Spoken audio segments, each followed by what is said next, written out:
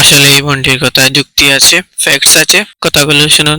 যৌন এটাকে আমি পেশা বলতে রাজি। যদি এটাকে পেশা হিসেবে স্বীকৃতি দেওয়া হয়, তাহলে আপনি কি আপনার ঘরের মা বোনকে এই পেশায় পাঠাবেন? আপনার স্বামী, আপনার ছেলে এই পেশা গ্রহণের জন্য সেই নারীদের কাছে যাচ্ছে, সেটাকে আপনি মেনে নেবেন? যারা আমাদের এখানে যৌনকর্মী আছেন, তারা কি স্বেচ্ছায় এই পেশায় আসছেন? দৌলতদিয়ার দিকে তাকান, দৌলতদিয়ার যৌনকর্মী রয়েছে, সেখানে হাজারে হাজারে কর্মী রয়েছে যারা এই যৌন পেশার সাথে সংযুক্ত।